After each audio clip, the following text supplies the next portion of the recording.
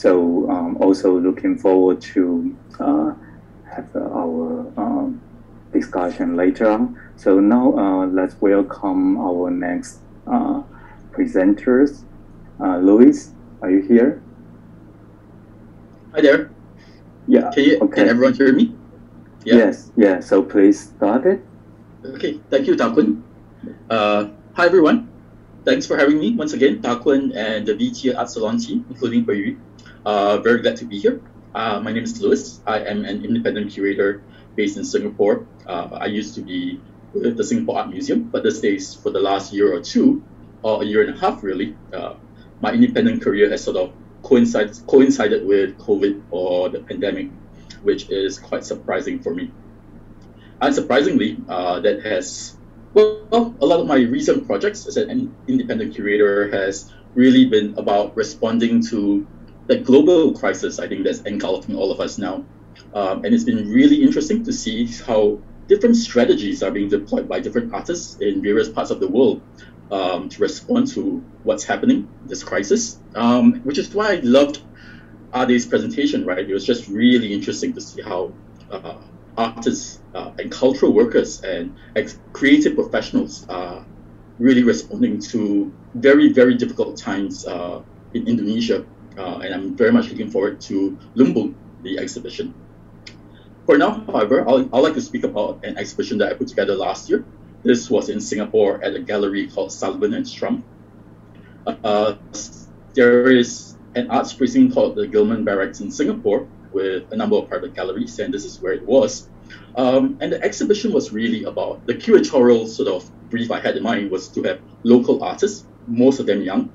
Local artists respond to what were really unprecedented, very trying times. I know that's an overused phrase, but it really does describe what's been happening to all of us quite accurately. Anyway, the pandemic hit Singapore rather hard, as some of you may know.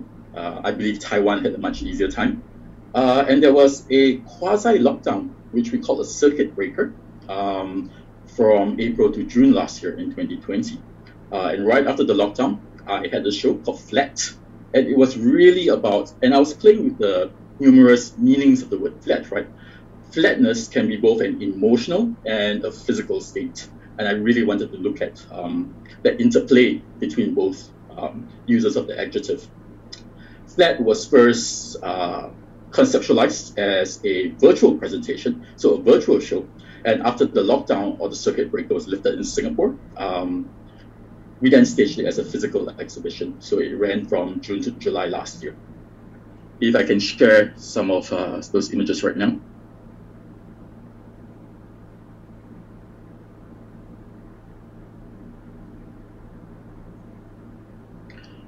So this is Flat, art on Flat, literally, reflecting on the pandemic in Singapore. I'm going to talk about why I wanted to do the flatness as well and the sort of works that went into the show. As you can tell from this shot, a lot of the works were very small, and there is a palette. There is an overarching palette here. Most of the works were either white, black, gray. It was an extremely monochromatic presentation, and that's absolutely what I wanted. I did not want any colors, and in fact, I told the artists most of the works were produced, especially commissioned for this exhibition. And I told the artists, my brief to them was absolutely no colors, no bright colors. And surprisingly, there was very little opposition. There seemed to be this general mood among all of us, this shared mood, just emerging from the 7 weeks of the lockdown, and it was just, I think all of us felt very low. And so yeah, everyone just agreed that, yeah, this is the creative direction, this is the visual aesthetic that we're all going to go for, and it was great. All our sentiments dovetailed right there. As you can see, not only were the works very much of a certain aesthetic, a certain color palette, they were also very small. That long line that you see on the wall behind you, on the far wall, there's actually a line of 56 drawings. The white sheets on the ground, they almost blend into the floor of the gallery. And there were various other small things, mostly drawings, as well as certain sculptural objects. And it felt to me also like that similitude, that order, the abstraction. It was linear, it was modular, it was repetitive, boring, okay, maybe that's a wrong adjective, not boring, but well, not exciting visually anyway. There was something that I and the artist in discussion very, very much wanted to go for. So this show for all of us was in fact a very emotional, personal response to what we were all suffering then during the crisis, during the COVID pandemic. Okay, I'm going to introduce a couple of the works in the show. This is a very young artist, Terry Wee is his name, and he actually produced a series of 8 drawings. That is one of them that you see right there, that he produced with the Microsoft Excel spreadsheet function. Yeah, so these are completely computer-aided drawings. And if you're wondering how you get diagonal lines with the Microsoft Excel program, it's only with the Apple version. I was told. That's what he tells me. What was interesting about Terry's abstractions, his very linear take towards a landscape, because these are absolutely landscapes, was the fact that this actually represented the work that you see here, the drawing that you see here, represents what was then happening, the social distancing regulations that were taking place in Singapore during the pandemic. So what the diagonal lines represent is actually an entrance to a building. And so what happened, I'm sure this is the case for most other cities throughout the world, most public areas or most public spaces in Singapore, when you entered, you would have to check in using an app, an entry app, which would then download your information. And this, of course, was for the purposes of tracing and tracking should an outbreak or cluster of the virus happen. And so what Terry has done here is to actually imagine in abstract form as a grid, a very dense, thick grid of lines, that grid cluster of information, of data. And so what Terry is really doing here is, again, representing to us in visual, concrete, abstract form that the abstractions or the digital, invisible realm of data that nonetheless surrounds all of us and informs our everyday lives, and that in fact became that primary linkage between various people or between Singaporeans during the pandemic, because in socially distanced times, our physical bodies were not put in contact, of course, and the only thing that linked us was this top-down gaze, the governmental gaze that is very much driven by information, by numbers, by data, by names that links all of us. And so for me, Terry's abstract drawings, again, his hand, the artist's hand, is completely absent here. He only drew all of this using the Microsoft Excel program. What's interesting for me was that the sense of paranoia, that isolation, and isolation is a theme or a motif or a trope that will recur constantly throughout the show as I talk about the works in the show. The isolation, the paranoia, the anxieties, really, that linked all of us here in Singapore, as I'm sure they linked global citizens in these times. And here it is concretized for us in drawing form as complete abstractions, as linear, repetitive, modular, standardized visuals. I thought they were absolutely interesting, and that's why I included this series of work in flat. So that is Terry Wee. This is Moses Tan. And you can tell Moses had very, very tiny drawings. Many of these drawings are only just vaguely bigger than the size of my hand. And I actually put them, or I chose to display them on the columns of the space. He had 6 of them. One, again, is a series, and one of which you see here. And that is actually Moses's roommate he shares with his collection of indoor plants, gazing out the window at a wooded area. And this for Moses was very much about expressing that longing while we were all locked in for 7 weeks, 56 days. In 2020, we were not allowed to leave our houses except to buy food. We couldn't even exercise. We couldn't walk. The only reason to leave our houses, the only permissible reason to leave our houses here in Singapore was to purchase food, was to go to the supermarket. You definitely cannot go to restaurants. And so during that 7 weeks, that 56 days that all of us were locked in, Moses, for him personally, he felt very cut off from the natural surroundings. And of course, I have to say, for those of you who have been to Singapore, you will know that there's not a lot of natural surroundings, but nonetheless, there is some. And it is very precious to some of us, including Moses. But perhaps what is interesting about Moses is the fact that he's also queer. And this is a fact that is very, or rather queer identity and queer experience is something that's also very close to my heart as a curator. I'm very interested in queer artists and art that are expressions of queer and other forms of LGBTQ identity. In this respect, I believe Taiwan is far ahead of us because, of course, Taiwan has now recognized same-sex unions. It is now legal in that country. In Singapore, something that is called Section 377A, which is a holdover from the British colonial era. So other British ex-colonies also have the same law. It's also called 377, including countries like Malaysia and Myanmar in Southeast Asia, which prescribes or illegalizes or criminalizes same-sex sexual activity, especially between men. And so in this respect, the lockdown really affected, I think, queer and non-queer or heteronormative families and people very, very differently. And this is what I found so fascinating about Moses' drawings, right? Because they expressed beneath the drawings themselves was a reality for a lot of us queer people here in Singapore. While you were locked in, while you could not see your family members who lived elsewhere, that's fine. If you live together as a family, that's all right. You share the same space. But if you don't, because again, you are not allowed to marry, same-sex partners are not allowed to be married, and many of them don't live together, because Singapore is also a very small country. Many queer people live with their parents, actually.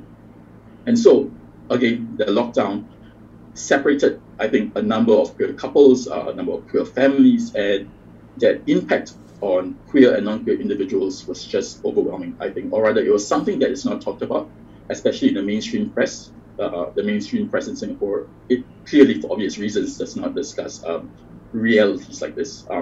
When we are all in the midst of a global crisis, a health pandemic, I guess queer rights are not very, very high at the list of priorities to address, I believe.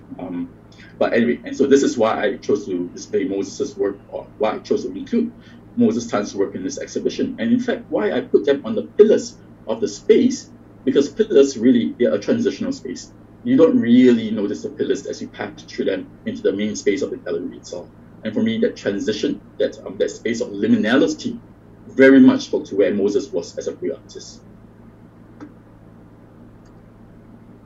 This is Faslene Pralan. Faslene has a day job. She is not a full-time artist, even though she's a very interesting artist. She actually works as a post-excavation technician in an archaeological lab. So yes, Faslene is an archaeologist. And as you can tell from this object, her archaeological interest, her academic training, her full-time job very much also informs her artistic practice, her creative pursuits. So what you actually have here are three objects crafted from cement, that is the inner armature, wire mesh, paper, and acrylic paint. So what actually looks like bits of broken off slabs or architectural fragments or archaeological relics dug up from the ground are just nothing but everyday materials put together, painted, carved in size, and made to look like they are 200 years old. What I love about Faslene's objects is they are absolutely humorous. So as you can tell, what she has actually incised into the surface of her pseudo relics are actually items that have become very important to us or to Singaporeans during our everyday lives under lockdown. You can tell from the detail in that photo that I've shared right there, there is a face mask, there are several wine glasses, there is also a roll of toilet paper, and this is the very humorous take or reflection on the fact that when the lockdown was first announced, there was a mad rush for toilet paper by Singaporeans in supermarkets. Please don't ask me why that is. There are other forms of paper. I didn't understand it, as did a number of my fellow Singaporeans. But nonetheless, it happened. There was a mad rush for toilet paper, and it became something of a national joke for some of us. In fact, many of us. So nonetheless, there's a roll of toilet paper right there. Next to that roll of toilet paper, you can see a square or a rectangular object rather, and that's a monitor. That's a computer monitor, and that's how Faslene really managed. Well, that was her primary mode of communication or linkage to other family members whom she did not live with, because it was also during the lockdown that Hari Raya, which is the main festival for the Muslim community here in Singapore. Hari Raya, unfortunately, in 2020 happened during the lockdown, and there was no way you could visit your relatives. Hari Raya for the Muslim community in Singapore, it's not too different from the Lunar or the Chinese New Year for the Sino-Singaporean community, for those of us of Chinese descent. And so you would go visit your relatives, you would hang out, you would chat. It's a time of reunion. It's like American Thanksgiving. So unfortunately, that could not happen for Fazlin and her family, as it did for numerous other Muslim families here in Singapore. And so that computer screen, Zoom calling, was the main mode of reconnecting with your relatives, your friends, and your loved ones. And so there are other objects as well. There's, by the way, for the Taiwanese, you'll be interested to know, there's also some boba or bubble tea, which of course originated in Taiwan, but it's a big thing in Singapore. Singaporeans love it. And in fact, there's something of a milk tea alliance with Taiwan and other Southeast Asian countries at the moment, for those of you who are interested, of course. So that is Fazli. The images are poor in this one, and I do apologize for that, for obvious reasons. This is the work of Daniel Chong, and so what he has actually produced here are 42 straws. But they are not actual straws, they are resin sculptures. So these are actually resin sculptures of used straws, chewed, bitten, bent, as you can tell. And I like the fact that they are bent, some of the straws, or in fact a number of them, because Daniel himself, again, not like Moses, identifies as being queer. And of course, being bent is the opposite of being straight. And so in the States, at least, where I used to live in New York, being bent was a synonym for being queer. And so here are 42 bent straws, and they are used, or rather they are replicas of used straws. And the number is actually a reference to the number of takeaway meals that the artist actually ordered during the lockdown. Of course, you couldn't go out, you couldn't leave the house to buy food, but you could also get takeaway. And so for the artist, this was just a very real reflection and reminder, again, of the very trying logistical realities that afflicted many of us during the lockdown. I'm sorry, I know complaining about takeaway food is a bit of a first world problem. Hashtag first world problems, right? Unfortunately, but this is Singapore we're talking about. And for Daniel, it was, as for many other Singaporeans, myself included, it was something that we had to. It was a whole new way of life, a whole new mode of being, a whole new mode of adjusting, a whole new mode of living. In fact, the subtitle for this work is Monument to Existence. And it is a very real, it is a very mimetic monument to his existence during the lockdown. So that is Daniel. This is Genevieve Lin, a female artist. That is a close-up right there, the inset photograph of her work, which consisted of a number of sheets on the ground that you can see. And those sheets are actually made from white tack. And white tack, of course, is the white equivalent of blue tack. And blue tack, of course, is that everyday adhesive that you use as an adhesive. And so what Genevieve has done here, she has brought up huge sheets of white tack, cut them out, and placed them on the ground in the gallery of Sullivan and Strunk.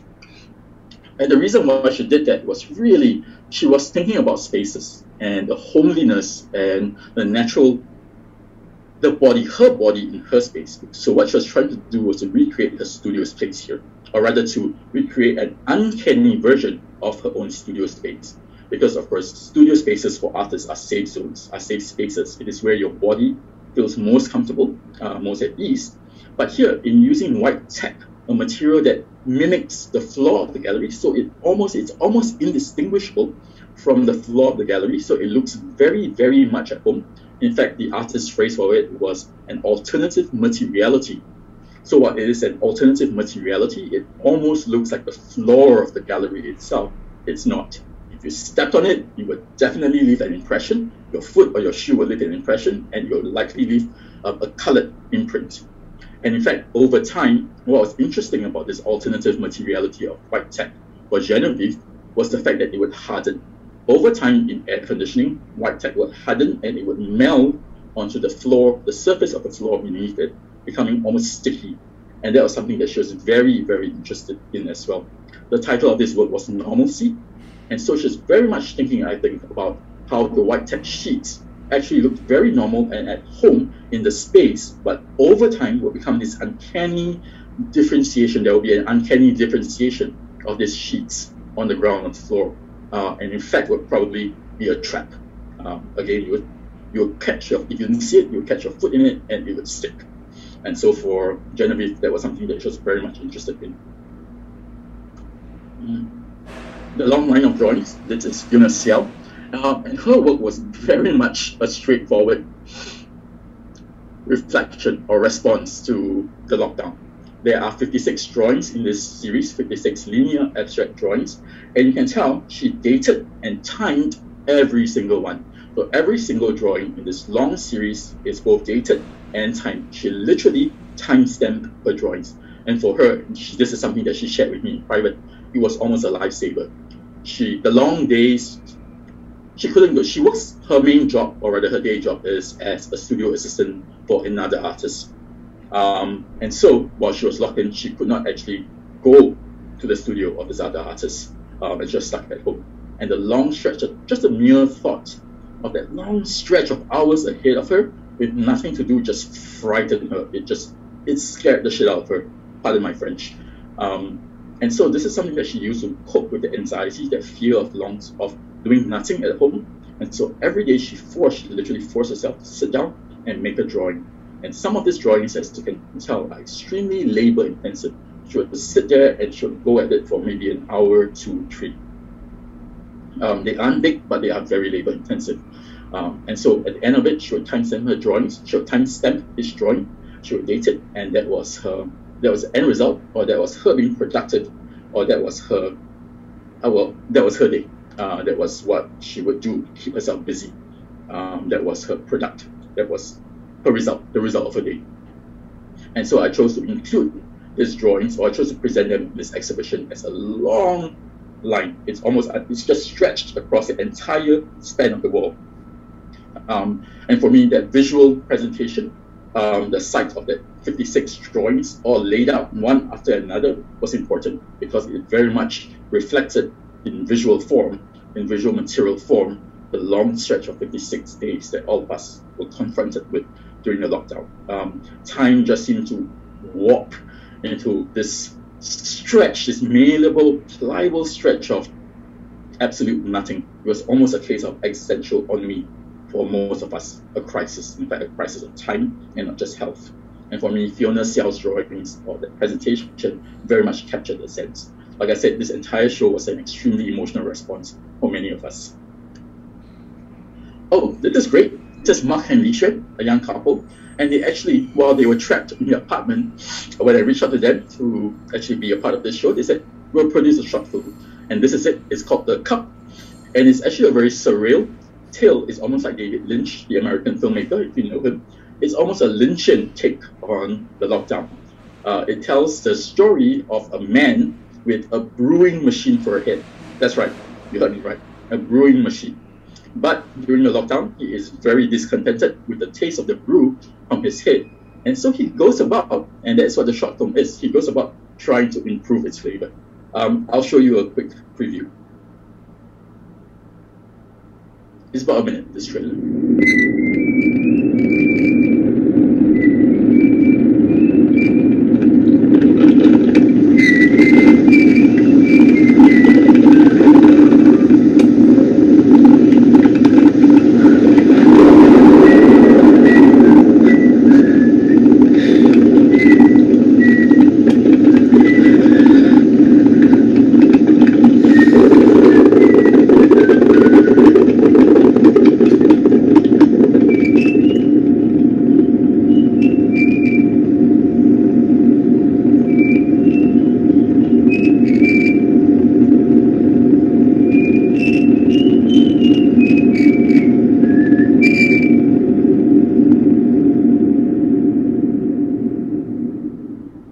So there was Mark and Li Xuan's The Cup. It also actually won a prize, a digital art prize this year, which I was also involved in. But I'm being prompted. Through my online store alone, we've sold over $500,000 worth of spices. That's so crazy. I went from selling to my town to selling nationwide in 1 week. It's a whole new business now. I built a multi-million-dollar company just on the topic of that time. 135% in the last year. I'm not sure. With such rapid growth, I rely on Wix Analytics to make smart business decisions. As I grew, I started to features of Wix, YouTuber, printing labels, the shipping. Anyway, I'm sorry. That's Nicholas Ong. Sorry, hiccup here. That's Nicholas Ong. That's a giant middle finger. He was really angry. End of my presentation. Thank you. Okay, thanks, Louis, for these outstanding and remarkable presentations. Yeah, I think through your sharing, we can see how the Singaporean artists respond these crises and to the COVID eras. And I think there's a lot of works, yeah, all deeply to reaction, everything.